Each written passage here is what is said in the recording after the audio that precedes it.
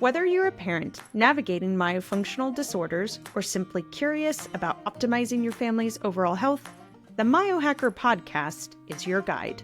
Hi, I'm Karen Dion, a speech-language pathologist, myofunctional therapist, and a mom on a mission to bring holistic health to you and your family. Together, we'll explore whole-body connections and integrative solutions. Please subscribe and leave us a 5-star review to help other families discover this important information. Visit myohackerslp.com for free resources and guides. Quick disclaimer.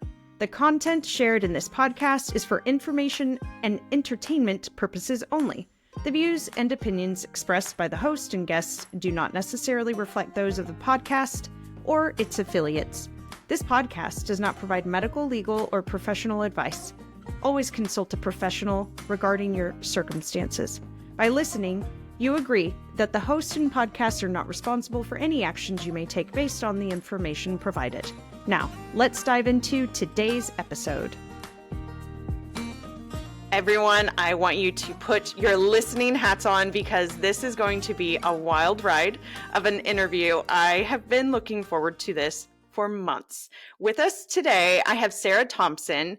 If you follow her on Instagram, I know you're like, what? This is so amazing. She is the author of the incredible book, Functional Maternity, which we are going to be talking about a lot. Today, we will try and touch on her amazing book that has newly come out. It was released in February, I believe, or January. January 1st. Oh, January. Okay. Beyond Results, which actually is going to be a book that you can reference all about lab values. There it is. Beautiful. Can we just say, I have a copy, or I did, but someone has maybe permanently borrowed it from the clinic. So if you're listening, I hope you're enjoying it. I'm getting another copy. So it's a wonderful reference about the ranges that we should have for individuals who are pregnant because, surprise, when we're pregnant, we actually don't have the same lab values that we should or that should be expected when we are not pregnant.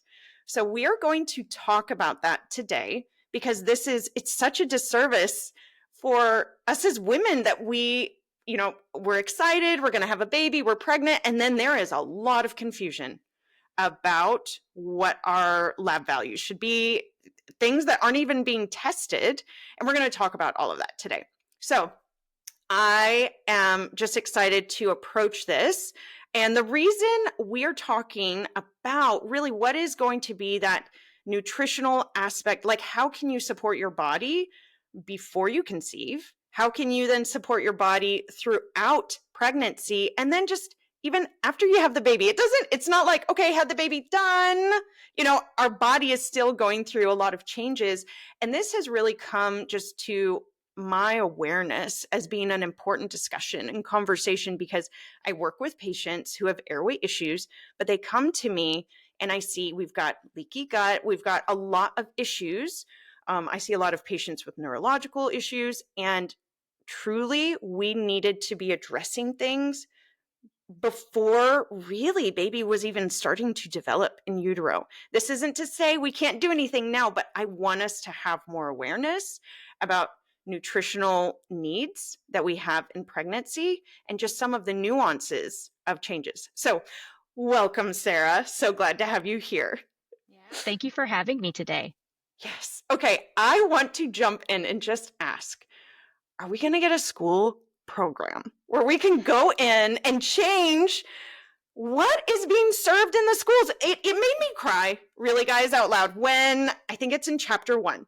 When you talk about what is being served in schools, because here's the thing, guys, we are working on really getting ready to have babies as children. We're developing the cellular foundation to then eventually have children. And I mean, you mentioned like really girls between the ages of, it was like 9 to 13, like they're not eating vegetables. They're not. Can you talk about that? Some of these deficiencies that we see? Yeah, so it's the younger generations, and of course we think of adolescent women, and we see these stats from the CDC and things like that that show that adolescent girls in particular, so we're talking about puberty through high school, are some of the most malnourished humans in our society. And it's a very difficult time frame because, even if you're doing a really good job as a parent, I have two teenage girls, so I get this now. Now it's like in my face, where when I was, raising my kids when they were younger, I'm like, oh, we're not going to be that family. We're going to eat good. And I know these things. I'm going to make sure at our house we eat healthy food and my kids won't have those junky snacks. And my 13-year-old will walk to the gas station, after school with her Right. friends. And then I'm like, you had a monster today? Oh my God, where did you get that? Right? Yes. The battle is real. And there's Yeah. only so much that you can control. And part of it is that aspect. The other part is, in fact, the school lunch programs. And I Hmm. don't think I personally was aware of how bad it was until my kids were in school, Right. where I had a whole conversation at one point with the principal of my daughter's school, and they were giving the kids Coca-Cola during holiday parties as a reward. And I had to go in and be like, hey, can we come up with something better? Because I get it, but there's also the aspect of please don't feed my kid a bunch of junk. And this was like Yes. teacher supported, right? The teachers were bringing this, and then the parents were like, hey, please donate sodas for the party. And his answer was, I got into education to teach, not to be a nutritionist. And a part of me was like, well, okay. But at the same time, you're also setting yourselves up for failure, because we're talking about these huge rates of ADHD, and we're talking about all of these, behavioral problems in young kids. And we're talking my daughter was in like kindergarten, first grade when I was having this conversation. Right. And I'm like, you guys are kind of making it happen in a way, because we know that these sodas, we know that these food dyes, we know that all of these different things are very much neurologically stimulating and are associated with these increased rates. And then I realized very quickly the school lunch programs were also providing not so great stuff, where the breakfast option is a double chocolate chip Otis Spunkmeyer muffin that's the size of the kid's head. And Yes. we're going and we're wondering why they're all having concentration issues in first period, right? And So, your comment about the fat-free milk. oh yeah, yeah. So with fat-free milk, that's just sugar water. Let's be honest. Hmm. It has very little nutritional value. If we're talking about, fortification with vitamin D and all of that, you can't even absorb the vitamin D out of it without the fat. And so we're just Hmm. basically giving these kids sugar water. And we'll see study after study that shows that kids who are on a low fat, or no fat, I should say, milk, actually have worse, and I always hate to talk about weight, but they do. They're more likely to be obese. They're more likely to have these cardiovascular issues versus Hmm. kids who drink whole milk. Hmm. And so it is something that I think has been, we could go into the politics behind some of these policies all day long, but none of it was based off of true nutrition. Right. And so now we have these kids who are, and for a lot of these kids, this is what they're getting, right? This is what they're getting with this might be the only meals that they get for I the day, know. I right? know. And it is very poor nutritional quality. And we're all scratching our heads as to why we're seeing kids younger and younger having preventable diseases. And Yep. again, we'll see it over and over again, where kids who are given or get most of their calories from school lunches are more likely to fall into those categories. Hmm. I mean, I remember this was years ago, working in an inpatient rehab unit for children, and had a 2-year-old with type 2 diabetes, was Yeah. diagnosed while he was there. And it was wild. And Hmm. I remember them talking about it being like a landmark thing, and it's such a big deal. But we are now seeing type 2 diabetes sooner and earlier. And it is sad. And you do talk about, with I'm jumping ahead a little bit here, but with moms, when they have gestational diabetes, how much more likely it is that a child is going to have some of these issues, Hmm. like insulin resistance, diabetes. Can you talk about that, and why some Sure. of that is at play? Well, I think a part of it is, obviously if mom has it, it's going to transfer to kids, whether it is an epigenetic shift that happened in their body. Hmm. More than anything, I think we see a connection with stress responses.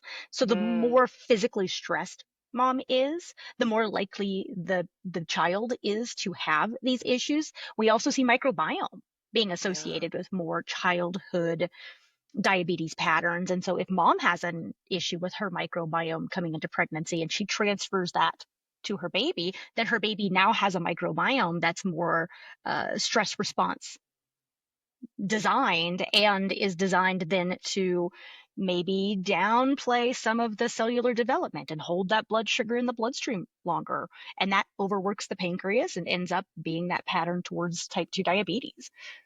So a lot of it, and this is why I always say, like, maternity care is probably the most important specialty that somebody could get into if we have the goal of reducing our current stats of preventable diseases here in the United States. Because by the time you get to somebody who has one of these conditions, the foundation has been laid since their fetal development to be designed to have these kind of physiological reactionary diseases to stress, due to inflammation, to toxin Hmm. exposure, all of that. And um, I always say it's really hard to reverse damage.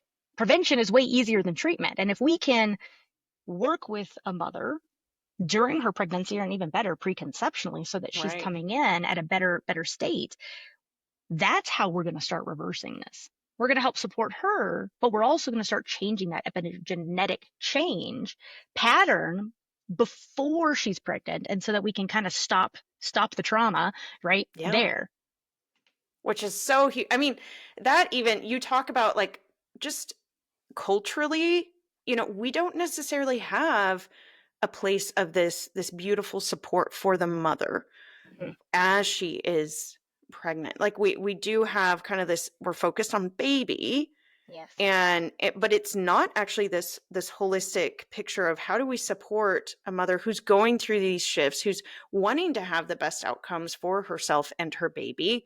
And really your perspective is very different. It's like, no, we need to see a mother as this person that she is and validate, like, she's going through huge shifts Mhm. identity wise, metabolically. Where did you get that perspective? Because that's a very different perspective from maybe just a traditional medical model. Yeah. And I think it came from, I think everybody who gets into pregnancy care, it's Mm. through their own personal pregnancies, Yes, yes. right? Yep. And, I have a whole section in my first book that's the Society of Lost Women, Yep. right? I think we've lost the care of women and the care of pregnancy. We Hmm. we forget about the vessel, right? The person who's Yes. carrying the child. And the current model of care is prenatal care, not maternity Hmm. care. And Mm. we talk so much, oh, but your baby needs this. Oh, but your baby needs this. But we find that nutritionally moms need different things. Yes. And again, I think I fell into this more so through my own pregnancy. When I started practicing, I always hate to say this, but I had no thoughts about becoming a mother. It was the last thing on my mind. I was working in sports medicine. I was really into that world of things. And then I got pregnant, and I was like, Hmm. oh, I should really look into this because I'm doing it. And, Yes. and Right. and very quickly, I was talking to my friends, and, everybody I talked to had horror stories of pregnancy. Yes. Yes. And I was like, wait a second, this doesn't seem right. I feel like there's something missing here. And then I started to see wonderful midwives. I still to this day love the midwives who delivered my children. I moved to where I live now in Colorado, kind of like at 7 months pregnant. So I switched Oh wow. care and found some amazing midwives here in Colorado. Where I was living in California was outside of San Francisco. And I thought for sure, oh, I'm going to have the best care possible out here. I'm going to be with the top docs. I went to the University of San Francisco. I went to all these great places. So I thought. And as I was asking these questions, because being somebody who I am a questioner, and I have a deep passion for understanding the physiology of anything that I'm learning, as well as how nutrition plays into it. But I was asking these questions, and they were like, oh, just take a prenatal. I'm like, well, which one? And they were like, it doesn't matter. I'm like, Oh. I feel like there's lots of options out here. And this was, 16, 17 years ago now. which one's the one I should take? As long as it's got folic acid, it doesn't matter. I'm like, okay. She's like, yeah, your baby just needs folic acid. That's all they need. I'm like, I feel like that's not exactly true, but okay. So I started doing my own research, right? And the things that I was finding even then were kind of mind blowing. I was like, wait. Why is nobody talking about this? Why is nobody talking about how this affects me? Yeah. Because I feel that. I feel that change. Why am I having nausea? Right? Why am I having these feelings? And why did I feel this way at this point in pregnancy, but not 2 weeks later? So I started to explore the physiology of pregnancy more. And the more I dove into it, the more fascinated I became. And kind of that thing, I was like, why is nobody talking about all of this? This Yeah. stuff is stuff we should be talking about, because there are so many women out there going through this who have no idea what's happening in their body, and they feel like something might be wrong. And a lot of the things that they are complaining about as very common symptoms are common, but they're not normal. And that's a sign of Right. the maternal physiology saying, excuse me, I need a hand. I need help here, because you're Yes. only focusing on my baby. And I'm going through some stuff as well. So that's how I kind of got into this world. And of course, since then, I feel like every year I look at research and I study the new things that come out. And it's refreshing to see that I'm, and hasn't been, the only one saying, hey, time out. We need to start thinking about moms, because they're a big part of this pregnancy process. And I think if we can start focusing on moms, like I say, in my book, the using functional medicine and nutrition to improve pregnancy and childbirth outcomes, I Yeah. think if we can start changing our focus from just baby, baby, baby to mom, mom, mom, babies are going to be fine. If mom's healthy, baby's healthy. But maybe we can start changing some of our birth statistics. Maybe we can start changing some of these really scary stats where we continue to see things like preeclampsia Yeah. increasing, because we're not focusing on mom care. We're focusing on baby care. Yes. Okay, I'm here for it. So yes, guys, let's make this a movement. Let's make it happen. Some things I want us to, we're going to kind of bullet point through some of these nutritional aspects that are not discussed. One that really was so clear is, okay, the hormone changes that are happening during pregnancy. Like there are times when mom is driving the hormones, then the placenta. Can we talk about that and where these hormones are coming from and what that looks like as far as what mom is feeling? Yeah. So everything about pregnancy, I always joke, is just preparing for preparing, and you're never on top of anything, right? Yeah. It's like every trimester, there's this metabolic shift, and it's almost like a wave. It's a Yes. flow of communication of hormones and signals between mom, placenta, and baby. And at any given time in pregnancy, the communication is coming from one, two, three, all sorts of different angles. And it's a beautiful communication between all of the organ systems, not just a you do this, right? Or I need this, but it is an ebb and flow. And this would take us probably an entire hour to go through just the hormonal Right. physiological changes. Yes. But you have, from the onset of pregnancy, we have HCG that is being produced by the trophoblast cells of the embryo. And these are the cells that become the placenta. And that HCG triggers mom's body to then produce more hormones to sustain that pregnancy. And this will be an increase in thyroid hormones. This will be an increase in cortisol and estrogen and progesterone and testosterone and all of those great DHEA, all of those great steroid hormones that we talk about a lot. I think progesterone is the main star of the show sometimes when people talk about the hormones of the first trimester. But every one of those other hormones also plays a role in how the immune system accepts that embryo, how those trophoblast cells can dig into that endometrial lining, how those trophoblast cells are being fed.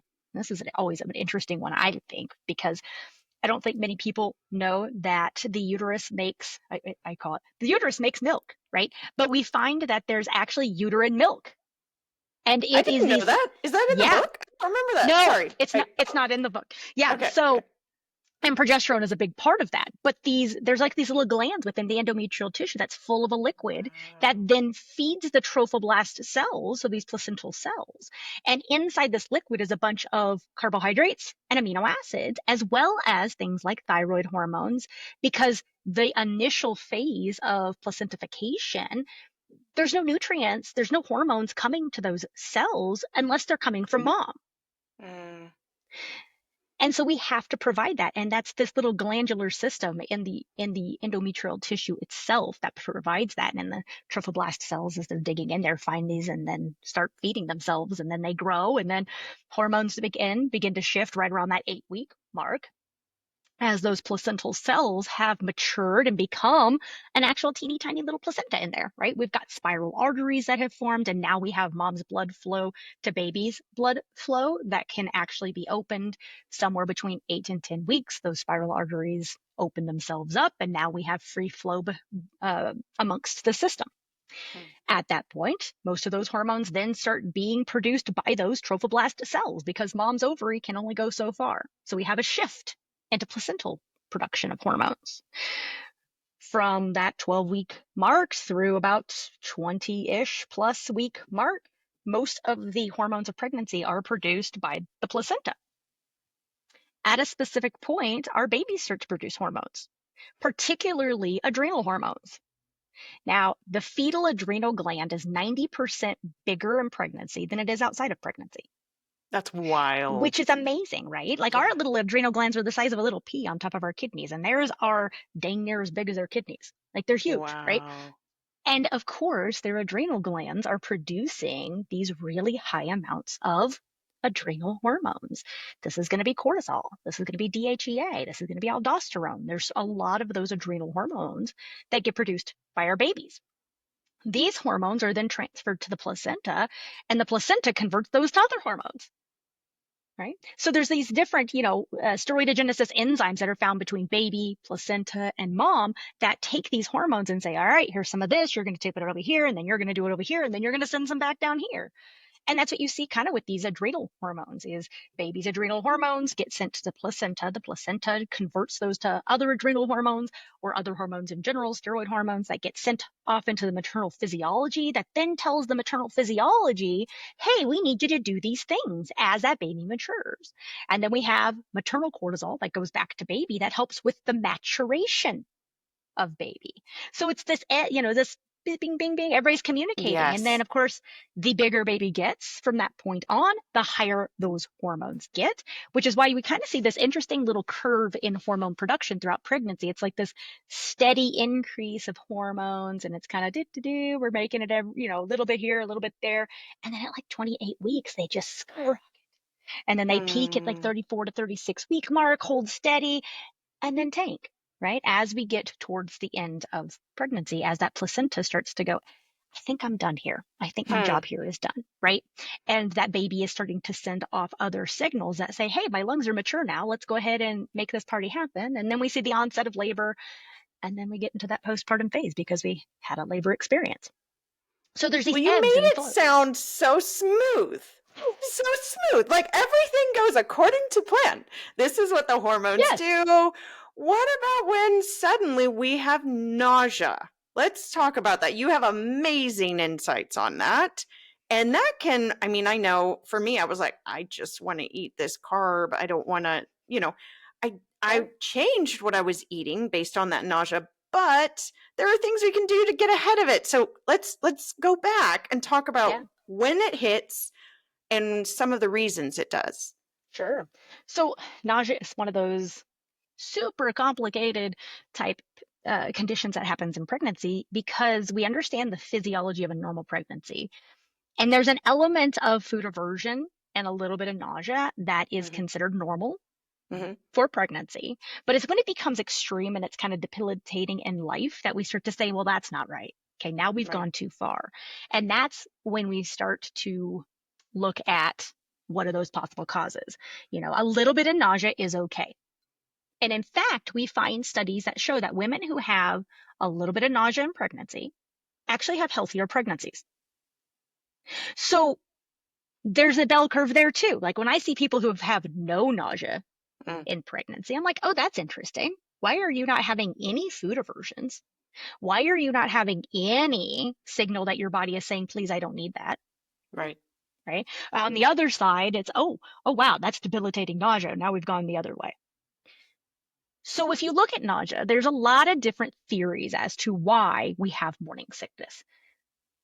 Evolutionary biologists will tell us that it's our body's way of protecting our growing embryos from toxins or foodborne illnesses or anything that might kill that embryo because our immune system is suppressed in the first trimester. We do not want our immune system to attack pathogens. So even though there is a 55% increase in white blood cells in pregnancy, the function of those white blood cells is actually muted. So neutrophils, our first line of defense, we have a 55% increase in those guys. And we also have them sitting there. There's a ton of them, but they're kind of half asleep. Like, I don't want to react to that right now. Shh, go away. Right? I'm sleeping. And that's normal. We want that to happen because our embryos are little pathogens. Right. We have to suppress the immune system to allow that placenta to cause tissue damage.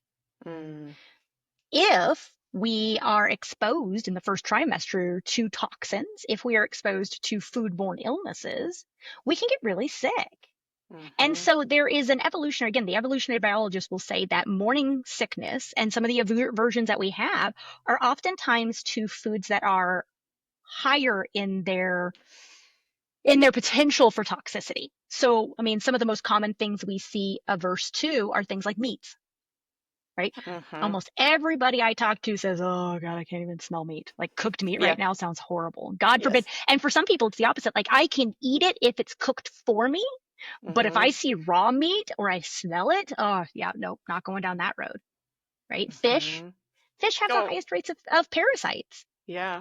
Right? It's funny, as you said that, I like went back to memories being pregnant, which has been a long time, and I was like, oh, I can pull up that aversion to fish that I had back then. Like I eat it now. But it's just that memory was so strong of like, oh yeah, I had that.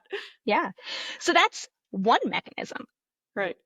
The other thing we see is that one of the biggest drivers of morning sickness is hypoglycemia, low blood sugar. This is another reason why we crave, what do we crave? Carbohydrates. Yeah. Right? I always joke, a bagel and cream cheese goes a long way in the first trimester. It's like the basics of what your body needs. Sugar grows babies. And when we look at that rapid cellular development that happens in embryogenesis and with the placental development, we are taking a single cell and turning it into billions of cells rapidly. You're not going to get there by breaking down proteins. There's too many steps.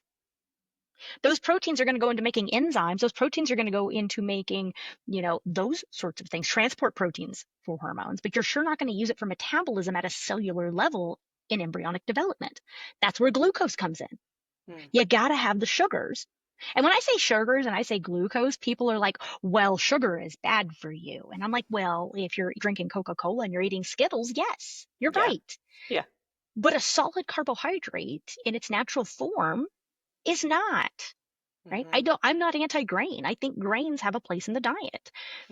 I think that, starchy vegetables have a place in the diet. There's a reason that our bodies crave these carbs in that first trimester. We have to have them.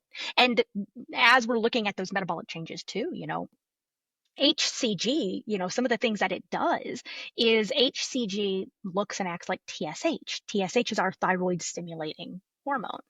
And particularly beta HCG, there's different types of HCG, but beta HCG is the one that's the highest in the first trimester. And it can bind to the thyroid receptors and stimulate the thyroid just like TSH. And so we find that it's almost like this hijacking of the thyroid gland by the HCG. And then there is this huge increase in thyroid hormone production. Well, what do thyroid hormones do? They help with enzyme production, hormone production, and caloric metabolism. So we are revving the little cells in both mom and baby, but mostly baby, or by baby, I mean the placenta at this point, to rapidly metabolize these calories. Therefore, the sugars and the carbohydrates and the calories in general that mom is consuming are rapidly absorbed into the cells. So she may eat, oh, but God, within 30 minutes, she's like, oh, why do I feel so bad again? Right? I feel better when I'm eating, but I don't want to eat. Mm. It's this horrible mechanism of biology. I don't know who designed this, but they should be fired. That if your blood sugar gets too low, you get nauseous. Yeah. You don't all of a sudden get more hungry. You get almost like a little bit of a cellular shock.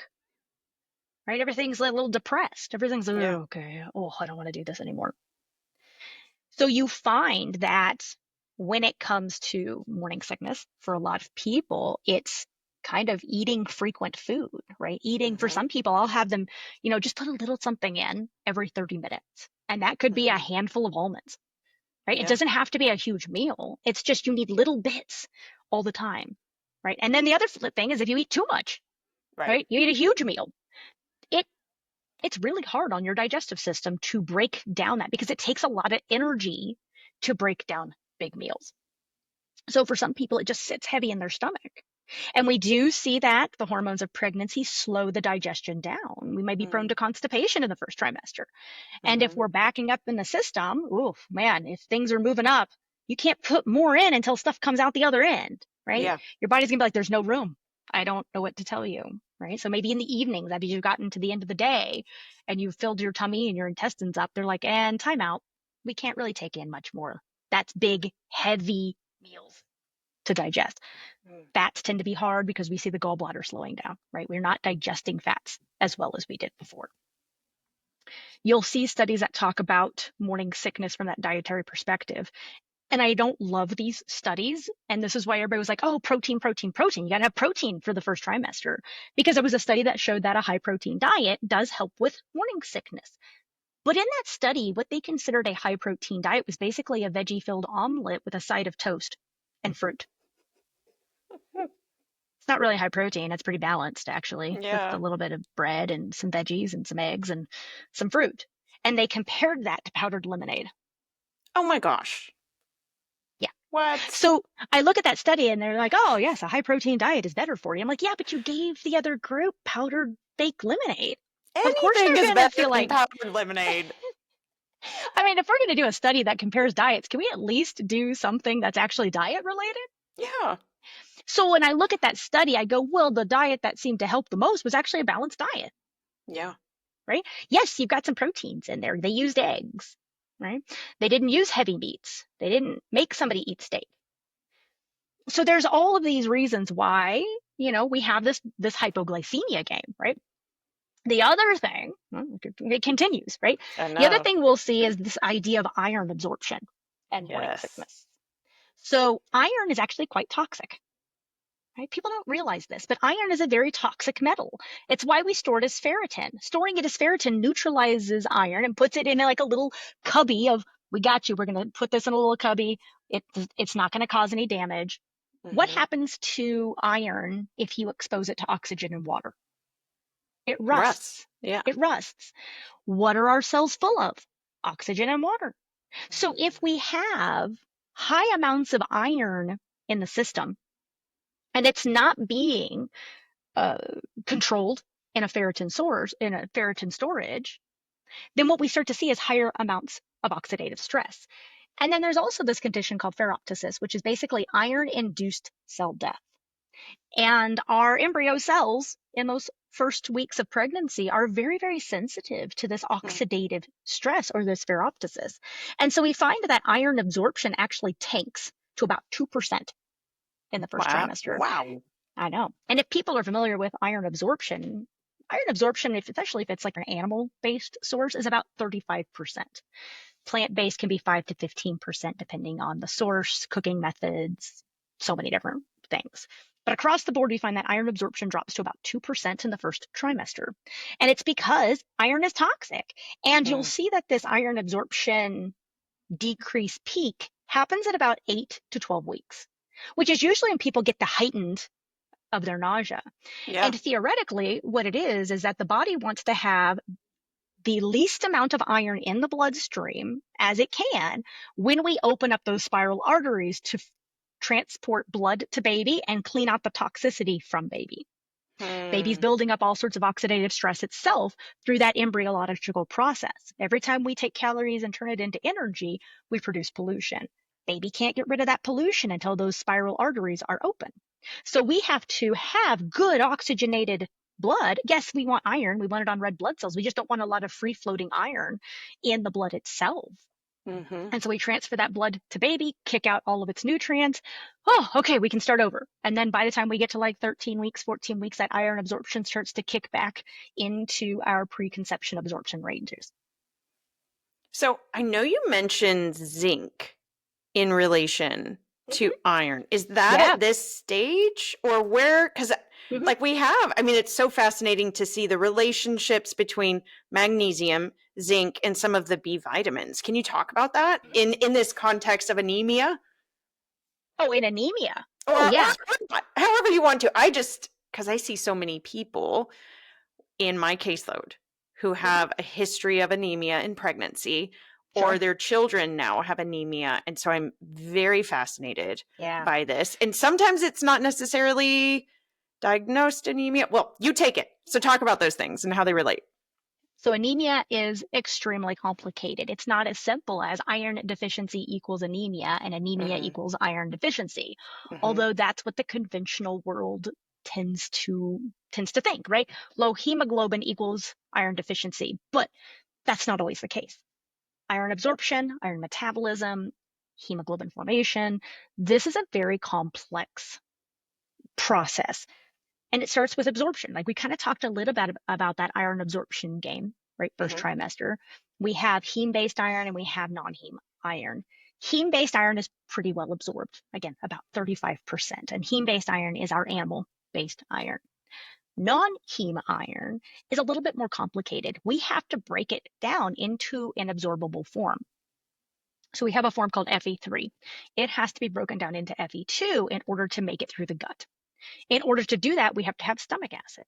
We have to have vitamin C. We got to have vitamin A. We got to have a lot of factors in there that do that. We also have to be able to make our transport proteins on the interior gut cells. Making those they're like the symporters that pull iron in through the gut, from the gut into the enteric cells. Those little symporters are upregulated by thyroid hormones and zinc. You have to have both of those to do that. On the flip side, right, we also find that zinc, right, also kind of, and calcium, they all kind of compete and they use the same kind of symporters to get into the cells. Moderate zinc consumption does not block iron absorption. I know that's been something that's been said for a very long time, but we don't really see that. We actually find that it helps with iron absorption because it upregulates and regulates the symporters that help to pull iron into the enteric cells. If we start to take too much zinc, so we're talking those like 30 milligram supplements and those bigger numbers, then we start to see some competition happening there where, okay, the body's saying, we got a lot of zinc to get in the system. We're going to have to just like downgrade iron. We're going to pull this in first. So that's something that can happen there. As we pull that iron in, it gets sent through another little symporter called ferroportin. Ferroportin pulls that into the bloodstream. So Fe2 then gets converted into Fe3 by copper. I was wondering if we were going to talk about copper. Okay. Yeah. Yep. Ceruloplasm is actually what it's called, and 95% of copper is found on the ceruloplasmin. Fe3 can then be bound to its transport protein in the bloodstream, which is transferrin. We have to have magnesium in order to glue the iron to the transferrin. Transferrin then takes iron to the cells, right? In order for that iron to get into the cells, we need that vitamin C again. Vitamin C is going to take Fe3 or Fe2, turn it back into Fe3 so it can get into the cells, because the only way we can go through, Fe3 gets converted back into Fe2 so that we can get through the cells. Fe2 is the only form that can make it through these little DMT symporters. Copper takes Fe2, turns it back into Fe3 so it can bind to transferrin. So again, there's all these like little steps that have to happen in iron. Once it's in the cells, then we can start either storing it as ferritin or using it to make hemoglobin. Making hemoglobin itself is also a big process. You can have all the iron in the world, but if you are missing some nutrients, whether it's B vitamins, B6 is a big one here, zinc does play into it, but B6 and zinc play into structural components like the pyrrole rings and some of these structural components of hemoglobin. And then we can bind our iron into it. then we can make a red blood cell. So when we're looking at, again, at red blood cell formation, it is so much more complicated than just iron. Right. But we talk about iron. And if we're looking at blood work, this basic CBC is magical in being able to help you identify some of these nutritional components. The basic CBC, if we're looking at the RBC indices, so it's the RBC hemoglobin, hematocrit, mean corpuscular volume, mean corpuscular hemoglobin concentration, mean corpuscular hemoglobin. All of those measures are kind of measuring a red blood cell. How many red blood cells do we have in the bloodstream total? How many red blood cells do we have in ratio to the amount of fluid in the bloodstream?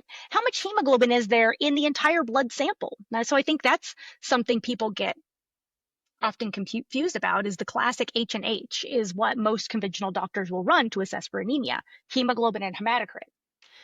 But if you look at just a single hemoglobin test, it's not telling us how much hemoglobin is on a red blood cell. It's telling us how much hemoglobin is in that entire sample. That includes free-floating hemoglobin that might be coming from dead red blood cells, as well as hemoglobin that might be coming through the placenta from the baby. So you'll see higher hemoglobin levels in placental dysfunction, where we're seeing fetal hemoglobin in the maternal bloodstream. And so it looks falsely normal.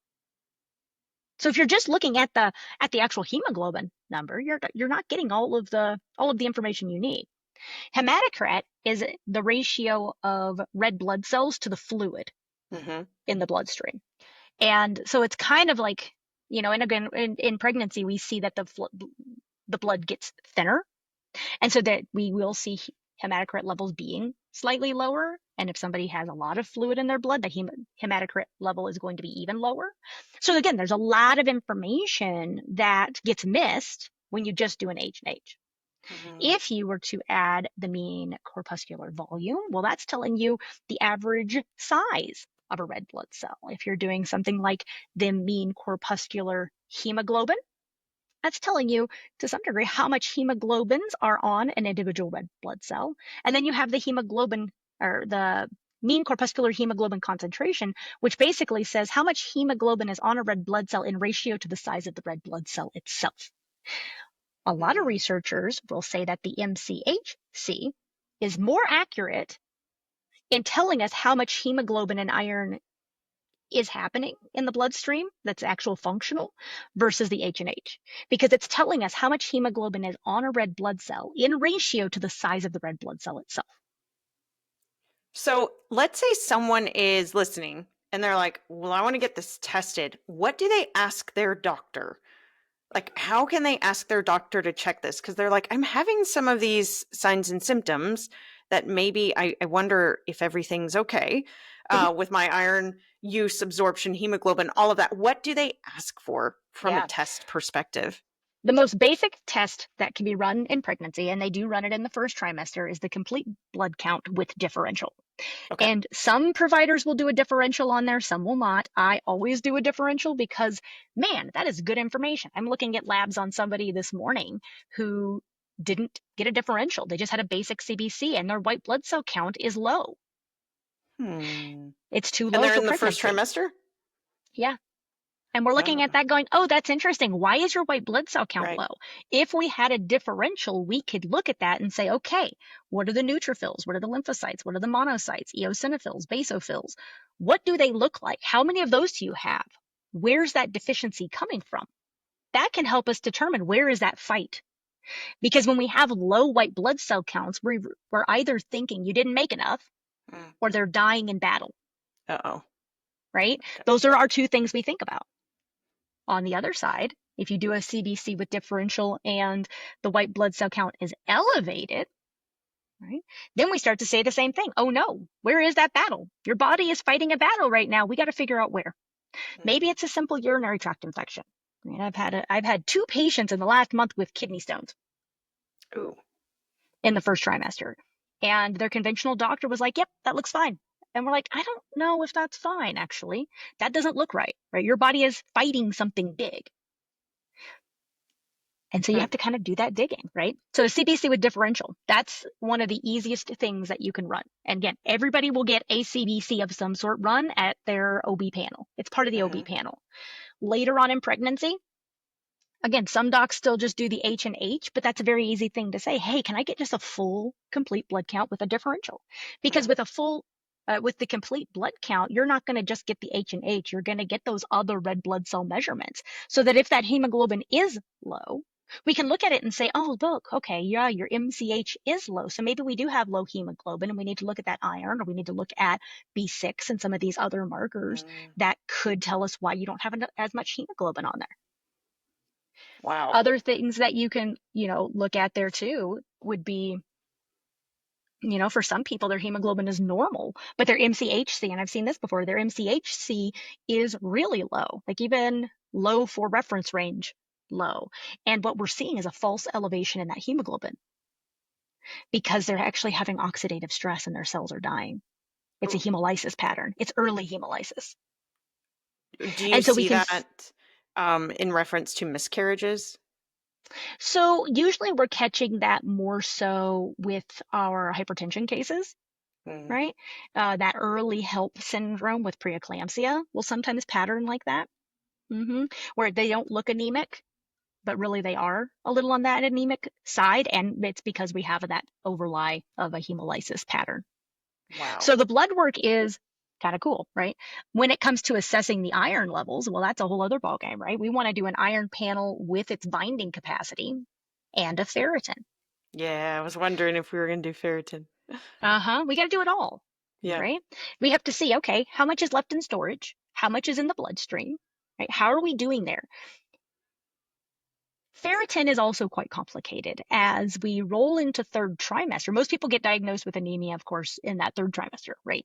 Very rarely are we diagnosing it earlier, although we will see that women who have a ferritin level less than 30 at the first trimester, we can almost predict they will have iron deficiency anemia by the time they get to the third trimester. So it's a predictive marker.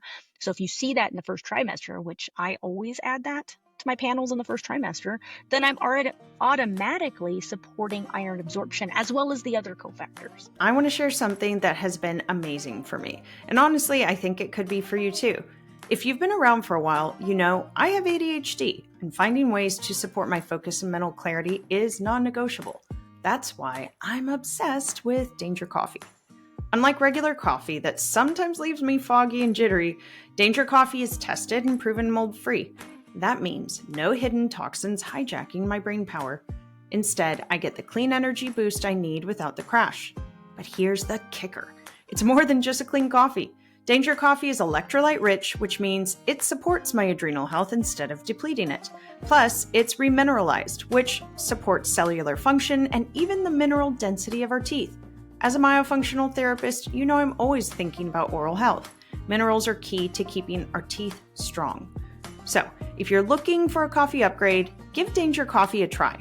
And because you're part of the Myohacker community, you can save 10% with the code Myohacker. Just head on over to dangercoffee.com and use the code Myohacker at checkout. Try it out and let me know if you feel the danger edge. Right. So I'm just curious, how do you do that in that first trimester when that, as we discussed, that's the carb craving time? They're not wanting to have liver. They're not wanting to have those things. Like, how do you support it in that time frame? Yeah. So in the first trimester, it's kind of, we'll do the best we can, right? Because that's not where your body's at. And you have to respect where the body is at for the maternal physiology. You're not going to force iron absorption on somebody whose body is saying, no, thank you, because that could be toxic for my baby. That makes sense. You have to respect the ebb and flow of the physiology. So mom should have come in with a pretty good ferritin reserve preconception to get her through those first 3 months where her iron absorption was low, right? Just from your perspective, what is an ideal preconception ferritin level? Like, what would you be like, yes, we're in a sweet range? Yeah. For me, it'd be like that 50 to 80 range. Okay. That's my sweet spot. You can also have too much iron.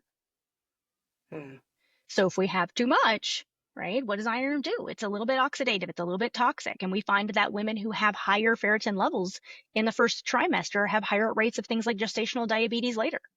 Mm. because it's toxic, right? So there's a bell curve there. Having slightly lower ferritin levels in pregnancy is okay. Mm. I sometimes get more concerned about my high levels than I do my low levels. And by low levels, I'm talking about 30, outside of pregnancy. I know the functional medicine world really tries to push slightly higher ferritin levels in people. Mm-hmm. But in pregnancy, we find that we actually are a little bit more protective if we're on that low moderate range.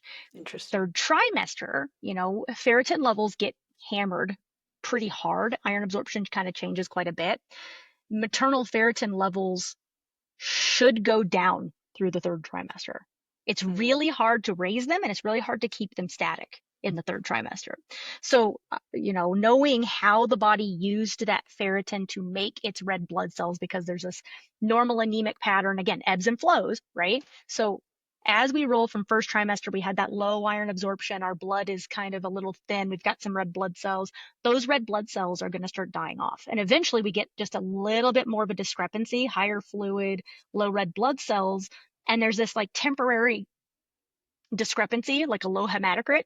And that triggers the kidneys to go, oh no, we went too far. And we get this release of erythropoietin that tells the bone marrow to make more red blood cells. So we make 35% more-ish red blood cells right around that 20-week mark.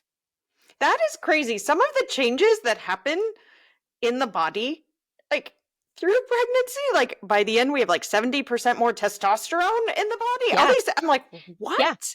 Yeah. Okay. So some of these, like that is a lot of work to make that much. So much work, right? And this is why, and I have this, I'm about to post it on social media, but there was a new study that came out in March. It was actually March 26th. It's the first study to look at postpartum recovery and what that really looks like. Wow. And it's the first? It's the first. Why do it's we the not biggest. Have more of these? It's the biggest. It's kind of the biggest and first biggest study, if that makes any sense. But what they did is they measured, like 76 different biomarkers, so labs, from postpartum all the way through. I think they went through a full year. It was like 80 weeks is what they ended up doing. 80 weeks postpartum. And they found, they measured, all right, it takes on average this many weeks for these values to balance out to become what they were preconception. And what they find is it takes a minimum of a year for these lab values to balance back out for a lot of them. Wow. So the recovery postpartum is actually a lot longer than that 6 weeks we've been told. Right?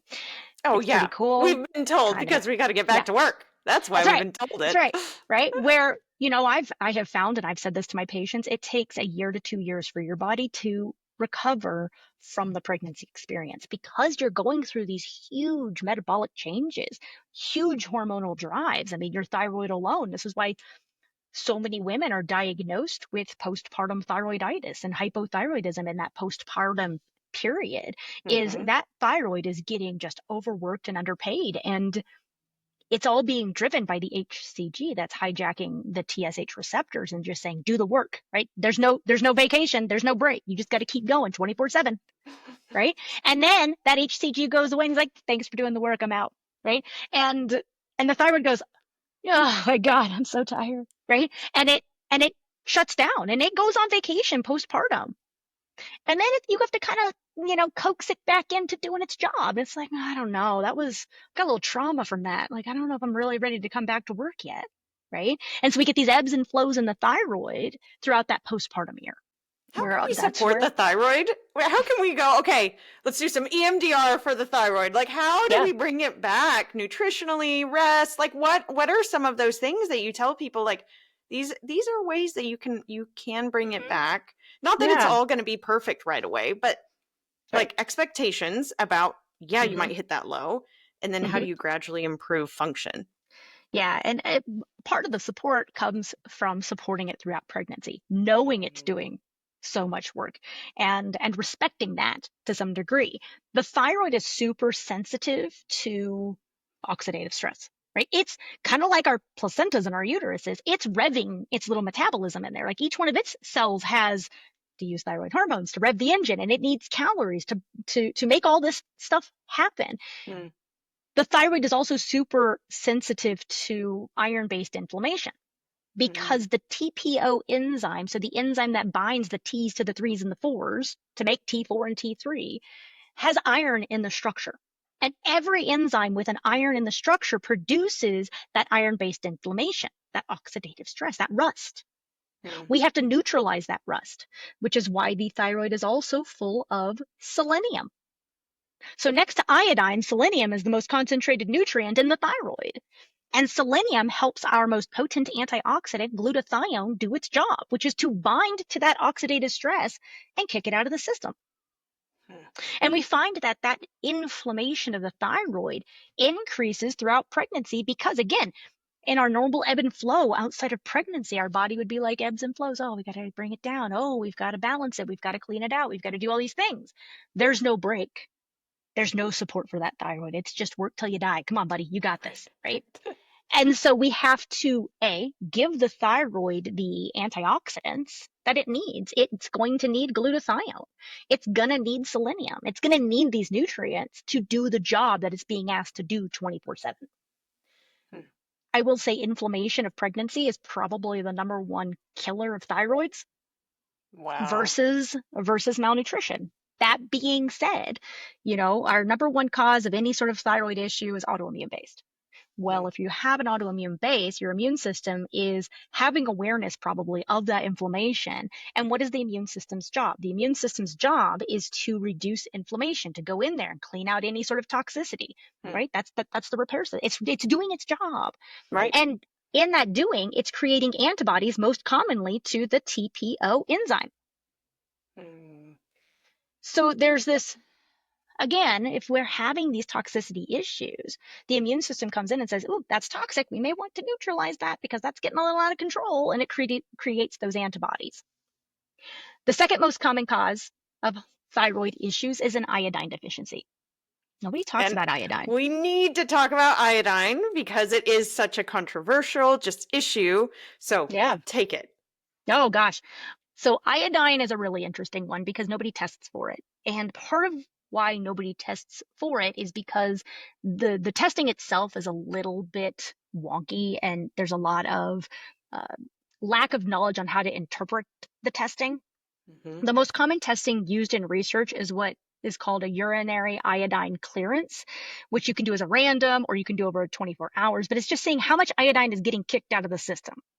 95% of all iodine that is absorbed is kicked out of the system within 48 hours. Why is it kicked out so fast? We recycle it quite a bit because, well, wouldn't you know it, iodine can also be a little bit toxic. Right? All these things. Everything is a bell curve. Yeah. Right? Too low, we have issues. Too high, we have issues. And so the body has a really good way of balancing it if we respect that balance. So when you're testing these things, so that's the clearance side of it. Then we can do a blood test that is the iodide pool. And that's just how much iodide is in the bloodstream at any given time. And this is a measurement of how much iodide has been absorbed, and then how much has been recycled out of the cells from the breakdown of T4 to T3, because we get a kick out of that one little iodine that's been kicked off the hormone. So we're looking at all of that. Some of it gets recycled back into the thyroid and other glands. We know that there are certain reproductive glands like the mammary glands, the ovaries, the endometrial tissue that have NIS symporters, these sodium iodide symporters that pull iodine into the cells. We just don't know what iodine does at a cellular level outside of what we know with the thyroid. So it's kind of a mystery. Crazy is that we don't know that. Yeah. But we do know that, low iodine is associated with random things like higher rates of endometriosis and some of these kind of. Okay. So do you actually, sorry, just a little rabbit trail. Do you see that treating with iodine is beneficial in cases of endometriosis? I can't say for sure. Okay. I think that clinically, I will definitely try to balance out some iodine, just knowing these little things. But I don't know if there's enough research studies to say, yes, we can use iodine to treat endometriosis. Got it. I think it's something that people are looking into as we find more information on these NIS transporters and things like that. But nothing that I can confidently say, yes, that's a treatment we can use. Theoretically, yes, that is something we can look at. Right? Okay. So iodine. iodine is so much more than just maternal thyroid hormones as well. Starting at 12 weeks, babies start to accumulate iodine in their body.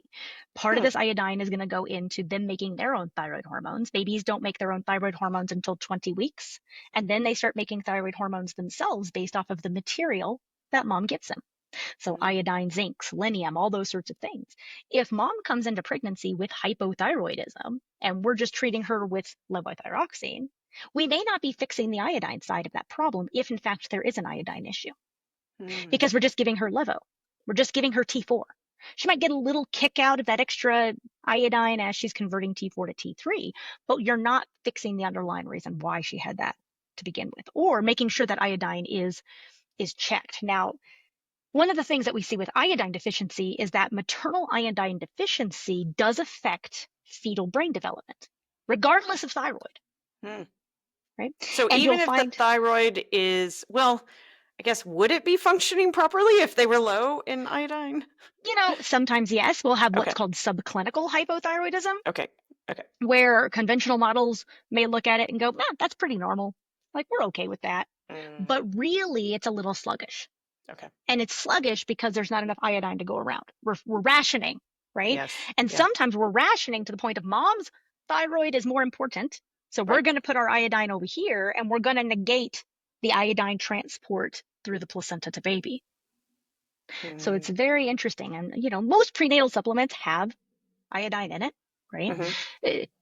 But we are starting to see more and more iodine deficiency popping up again. It used to be kind of this, it was a big thing back, when was that? Back in the early 1900s, 1800s, we had the goiter belt, right? The Midwest range where the soils are very low in iodine. And iodine, of course, comes from our food. It can come from land-based sources, so beans, dairy, that kind of stuff, but only if the soil has iodine in it. And the Midwest was very devoid of iodine in the soil.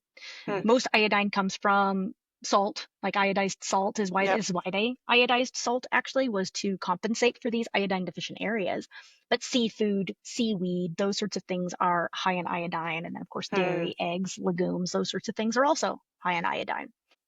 As we see dietary patterns changing, a lot of people are switching from iodized salt to sea salt, which doesn't really have that much iodine in it. You can get some really cool river salts. Like there's what's the name of the salt? I want to say Murray River out of Australia. They have a salt that has naturally occurring iodine in it. So you can get some natural salts that have some naturally occurring iodine. But a lot of us have switched because we've read the stuff that says how bad, iodized salt is. Seafood is something that we don't really eat a ton of in American society. Seaweed, seafood, that's just not one of our staples. We're more of a land-based food. We do a lot of animal meats that are more land-based versus seafood-based. Current dietary patterns like paleo diet have kind of kicked in. Paleo diet is known to be associated with higher rates of iodine deficiency because we're avoiding these other land-based animals that are land-based food sources that are high in iodine. So dairy, legumes. So we are inadvertently increasing our rates of iodine deficiency here in America. Wow. And we find that iodine deficiency, maternal iodine deficiency, is associated with IQ changes in kiddos. And these IQ changes cannot be reversed by giving kids iodine once they're born. Right. So there is this interesting game with iodine in the maternal physiology. So what would you recommend? Someone's listening, they're like, I've got my Himalayan salt. What do we do? Yeah, I think that if we focus on diet, it's very easy to get enough iodine in the diet. It's just making sure you eat those food sources. Don't be afraid of dairy unless you have a true dairy allergy. Don't be afraid of beans. I know there's a lot of weird information that comes out about certain food sources. Like you can't have legumes because they have phytates in them or whatever it happens to be. And I say, well, humans have eaten legumes for a very long time. And what we have lost is our food culture here in the United States. I think, and I talk about this in my book, my grandmother was Korean, and I grew up in a very Korean dominant cultural household. We ate a lot of Korean food, I love right? And Korean food. I'm like, give me some kimchi right now. It's so good. It's so good. I know Oh man. it kind of makes my heart happy that Korean food is having its moment. Um, but I joke I was Korean before being Korean was cool. So I was that kid like like my big fat Greek wedding where she's sitting in the corner eating her Yeah. moussaka. Like, what is that? It's kimchi and rice. Right. Ew, right? You know, Korean food, it like wins awards for having like the smelliest odors of all food in the world. You're like, we 100%. win. Yes. 100%. Yep. That's my house on a daily basis around here. So good. But as I was studying nutrition, what I was learning in school was so counter to what I grew up having. Hmm. And I was like, wait, you're telling me that everything that my grandmother did diet-wise was wrong. She had white rice at dang near every meal, Hmm. right? She never had low-fat anything. She ate the gristle and the fat off of everything, right? And she loved it. Like she'd be like, "Oh, the fat off ribeye, give me that. Like that's what I Yeah. want. I want all that. I don't want the Yeah. meat. I want the good stuff, right?" Yeah. And then I was like, I don't think this is right. And as I have like obviously evolved in my education and the research and science around food has also evolved. I think a lot of these things that we over scienced when it came to food was Hmm. based off of a loss of our food culture, right? Traditionally, we knew we needed to do food preparation methods for Yeah. different foods. I used to have this wonderful oatmeal canister that I found in my paternal grandmother's barn once. Hmm. And it was, the canister that she'd probably gotten who knows where. And on the back, it said for oatmeal, soak overnight before cooking. Wow. You don't see How that many, anymore. No, right? it's mentioned. Yeah. Yeah, that was what they knew to do. And we've Yeah. kind of gotten food lazy. And because we've gotten food lazy, we're allowing a lot of these, anti-nutrients and some of these things in our food to now affect us, where before we had really good processes in order to process these things. I mean, you find even like there's even in Aztec culture, there are pictograms that depict how to use beans, Wow. right? And Wow. they talk about soaking your beans. Yeah. Right? But I think we also have this idea of like, oh, you just soak them overnight. Like, no, actually, you got to soak them longer than that. Yeah. Right? Sometimes it's days, depending on your climate, depending on the weather. There's a lot of things. You're looking for the chemical reaction, the breakdown Mm. of these anti-nutrients that then allow these foods to be a little bit more palatable, a little bit more edible, a little more digestible. Spinach is one of those, Yeah. right? Spinach is full of, things like oxalates, very high oxalates. Blanching spinach can remove up to 90% of the oxalates in it, reducing the iron binding and kind of some of these other things that negatively impact the body. Yeah. And most, modern nutrition will say throw some raw spinach in a smoothie. And I cringe every time I hear somebody saying that. And they're so proud of it too. They're like, oh, I do spinach smoothies every morning. I'm like, please stop. Yeah. This might be part of why you're having iron deficiency issues. You're not absorbing your iron because you're blocking it. And iron absorption is the most first thing in the morning. And you're starting your morning with something that blocks iron absorption. Wow. So I think that a lot of our food culture here in the US is it's based on a lack of history. Yeah. We're taking the information that's been given to us, but it's coming from a place of over sciencing sometimes. And I say that as somebody who I feel like probably over sciences things, right? Because I talk about the That's research why and I we're talk about here. all these Yes. things, Yes. right? Yes. But again, it's this, I always joke, functional medicine should be critical thinking medicine. Like you read a Oh, I research like that. study and not everything is face value. You have to piece it together and you have to say, okay, well, here was this. It's like the protein nausea study. Mm. You got to really analyze these things. And it's not just as straightforward as that. I do like some of the physiological studies, of course, where I'm like, oh, look, it's, iron absorption is 2%, right? Okay, well, that's pretty cool. Like that's pretty solid physiology. But some of these studies you do have to look at, take that information, but then apply it to other things. Right. Yes. There's got to be a context to it. And Yeah. I mean, like you said, we've got to be critically thinking. And I love how you have patients or clients, I'm not sure what you call them, they basically have like a journal of the foods they're eating before you even start describing, like, let's try this, let's change things. You are observing, like, what is their food culture? Like, what are they doing at home already?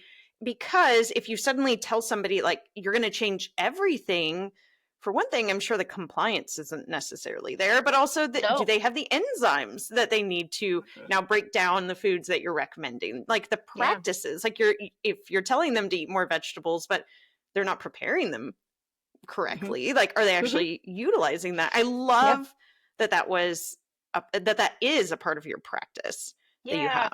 Anytime I'm looking at dietary management on my clients, I do this thing I call redlining, which is where somebody will send me a like 1 week food journal. And my goal is not to tell them what to remove, but to tell them how to make what they're doing better. And we slowly start making these changes. And I slowly start teaching them how to prepare their foods, how to add things to their meals so that they are oomping up what they're doing. They're making it the best they can. They're increasing the nutrient absorption. They're making sure, and it depends on what they're doing, you know? So for some of my patients, we're like, man, like, I don't think you're getting enough vitamin A based off of your last labor experience, based off of this, that, and the other. We know vitamin A plays into oxytocin function. There's a 6-fold increase of vitamin A in the 3rd trimester. Like, we need to really try to figure out how to get you some more vitamin A in your diet from multiple sources. Right. And so we might spend, you know, some time looking at their diet saying, okay, here's an area you can add this and that'll oomph up some vitamin A, right? Here, let's do this. And if we cook it this way with some fat, oh man, let's get you some, you know, get you some good old collard greens with some pork in there. That's going to be a winner for you, right? Anything we can do that's going to be in their wheelhouse is going to help them. And I see patients literally like all over the world. And so I have people from other cultures who are working through their pregnancies, and their availability of food, their dietary preferences are going to be very different. And so you also have to be able to meet somebody where they're at. I had a patient years ago who came to see me, and she was of Indian descent, and she was very apprehensive about seeing a functional medicine provider because she had done this before. And she was like, it's just not going to work for me. Like, our household, we eat Indian food. My husband and I are both from India, and we're not going to change that. And I'm like, oh honey, I'm not going to change that. Why would you think that? She's like, well, the last person I worked with gave me this huge menu pan that was, you know, was smoothie based and all of these meals that I would have never cooked. And it was basically going to require me to throw out everything I had in my pantry and start over. And so she would have never followed through with any of the guidelines that other provider gave her, because it was too overwhelming, and it was not taking into account and respecting her culture and her foods and what she had available. Right? Which is such a shame, because Indian food, I'm like, Korean food, love it. Indian food, yes. Give me all the dal. Let's do it. Yes. Right? Absolutely. Throw some sag paneer in there, and I know. It's so good. Okay, I want us to jump into, because we're running low on time, and I have so many things I want to ask. So we're going to do sort of hot takes. Okay. I would love for you to talk about like choline versus folate. I love you have that little diagram. Jump in there. Yeah, so choline versus folate. I think that folate is one of the most overrated vitamins when it comes to pregnancy. It's all we ever talk about. And I'm guilty of that. That's why I loved it. I was like, what? It was very eye-opening for me. Yeah, and this is a whole complicated topic, the whole homocysteine, methionine, methylation game, that would be something worth probably having an entire episode just talking about it, because it's super complex. Yes. And the research is all over the place when it comes to folic acid and methylfolate and how folate really does work in pregnancy care. And again, if you hear physicians who say, oh, folic acid is the only folate supplement that has been proven to prevent neural tube defects, they're partially correct, because it's the only one that's been researched. But there's a lot of buts there, right? Where if we look at areas in which folic acid has been used, you would expect if folic acid was the only thing to prevent neural tube defects, we'd be down to nothing. Yeah. But that's not the case. You can have tons of people who are taking large amounts of folic acid and still have neural tube based defects. And it's because there's more than one way to skin a cat. And if we're looking at particularly that homocysteine methionine pathway game. I always joke I'm a big, I don't know, movie person, but the movie 300, there's a quote in there, and he's like, hey, your eye, and he's like, oh, the God saw fit to grace me with two, right? The God saw fit to grace our methylation pathway with two pathways. We have a folate-based pathway and we have a choline-based pathway. Choline does so much more, though, than just that one pathway. Choline goes into making our phosphatidylcholine that goes into supporting cell membranes. That's why choline can be really important for preeclampsia prevention, is because it helps to maintain endothelial cell function, which endothelial cell function is one of the primary drivers of preeclampsia. It's just what caused the endothelial cell dysfunction. It goes into making acetylcholine, which is one of our primary neurotransmitters. It does a lot more than just methylation. So it's a much bigger component than just folate. I love it. Then, okay, cholesterol. Let's talk about it. Like, it is something, people think, preeclampsia, all of the things, if you can jump into that. The role of it, steroids, all of it. Yeah, so cholesterol is another one of those topics that has so many misconceptions to it, right? I think cholesterol becomes the scapegoat for so many diseases when cholesterol is just doing its job. It's just, why is it doing its job? It's the underlying reason. In pregnancy, there is an exponential increase in cholesterol because cholesterol is the foundation of all of our steroid hormones, including vitamin D. And of course, we have these huge increases in steroid hormone production. Cortisol increase alone, there's a 500% increase in cortisol throughout the entire course of pregnancy through childbirth. That's a lot of cholesterol. Let's not even talk about progesterone and estrogen, the 75% increase in testosterone that you mentioned earlier. All of these things come from cholesterol. Cholesterol also stabilizes those cell membranes, right? So it's a big part of that endothelial cell dysfunction. There's a great researcher, Nancy Hart, and she wrote a couple of research studies that talked about cholesterol and actually low cholesterol being associated with preeclampsia.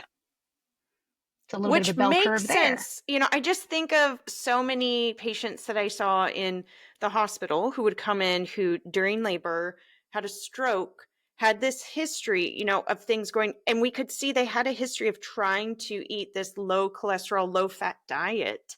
And I'm not saying that caused it, but that diet didn't help. Yeah. Yeah, absolutely. And we find that is a connection. Now, there's not a lot of studies on cholesterol as far as what are normal ranges in pregnancy, because if you were to do somebody's lipid panel in pregnancy, it looks bad to conventional standards. Triglycerides are high, right? We have to store triglycerides for breastfeeding.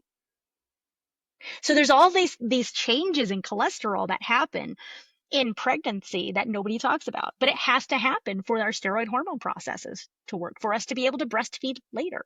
There's a lot of things cholesterol does that we don't talk about. Maintains brain function. That's a huge one, in, again, working with patients with memory issues. And as we start to see these things and looking, okay, what are they on? They're on all of these medications that reduce cholesterol in the brain. Like that has an effect. It sure does. I want to say, what are maybe 3 panels that people will be shocked, or, labs that are very different in pregnancy versus someone who's not pregnant? And these are reasons, guys, why you should recommend that your doctor or whoever your provider is you're working with get the book Beyond Results, so they can, even if they don't read, which they should, functional maternity, they can at least go, what are the labs? What should they be? What are 3 surprising ones that are different? So I think one of the biggest ones to me is the white blood cell counts, because there's so many interesting changes that happen there. And it is one of the most common panels that is run as that comprehensive metabolic panel. But it's because there is this 55% increase in white blood cell counts. Part of that, or the majority of that, is an increase in neutrophils. We also see a decrease in lymphocytes. So lymphocytes decrease by, I think it's 36%. Neutrophils increase by 55%.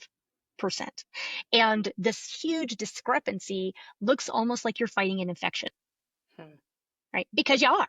I was going to say, because your body's like, right? Yeah. But we want to decrease those lymphocytes because we don't want antibodies to those babies, right?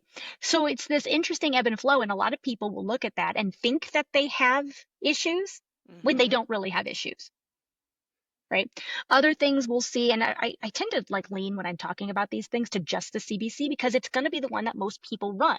There's Mm-hmm. so many great labs that we can run in pregnancy, B12 levels, for example. B12 levels, serum B12 levels do decrease in pregnancy. So what you would consider a normal B12 level outside of pregnancy is too high in pregnancy. We expect it to be in that like 300, 200 range. That outside of pregnancy would be like, oh, that's abnormal. Yeah. So there's a lot of those, but within the Oh, CBC itself, because that's what most people are going to run, right? copper. That was where, Oh so yeah, a friend was like, "Oh, okay, copper. my patient, she's pregnant. Her copper levels are crazy," and she was trying to Yes, send her to like providers. And thankfully, I had your book, and I was like, I took like pictures of it. I was like, I want you to read this. She was like, "What?" It was yes. such a good moment. Talk about that. Oh yeah. So copper's one of those ones, and same thing. I had another functional medicine provider reach out to me, God, years ago now. And he was like, I want to do a consult because I have this patient whose copper levels are through the roof. And Mm-hmm. I was like, all right, let's talk about this. And I looked at her numbers and I'm like, oh, that's normal for where she is in pregnancy. She was like 33 weeks and her copper levels were about double what we would expect them to be outside of pregnancy, but that's normal for pregnancy. We expect copper levels to increase in that third trimester. And zinc and copper have like this ebb and flow together, right? Mm-hmm. If copper's high, zinc is low. If zinc is high, copper is low. And we kind of expect a small decrease in zinc at that same time.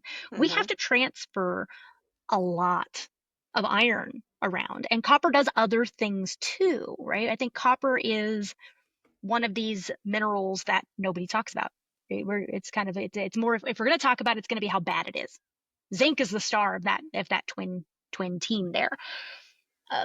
But we have to have good copper, and we do see those copper levels increase. So that's one of those ones that we see being interesting. Alkaline phosphatase in a comprehensive metabolic panel is another one that we see being exponentially increased Hmm. throughout pregnancy, and it's because the placenta produces its own alkaline phosphatase and it's protective. So the larger the placenta is, the more alkaline phosphatase gets produced into the system. It's not a sign of tissue damage like we would see outside of pregnancy. Wow. Okay, guys, so if you weren't already sold on getting this book just for your own reference, and already the number of times friends that are expecting, or like I said, providers that are like, I have a question, and I'm like, here, this page, like, I want us to be getting this information out because I don't want this to be moms are sort of shuttled aside until baby's here. Yes. And now we have Yeah. time and space for you. I mean, not really. People bring meals the first 3 weeks and they forget them. But like, I think we need to have this. Let's be supportive of metabolic changes that we see in mom. And because these are so important, we have to have this. And I want this to be the new norm.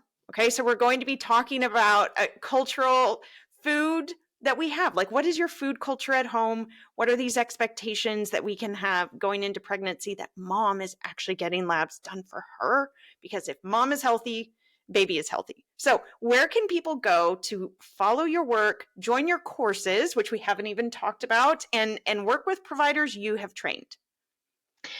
So everybody can follow me on Instagram. That's kind of my primary hub. I throw new research studies out every chance I get, anything new. Like I said, I've got one that just popped on my radar this week that I'm going to be posting.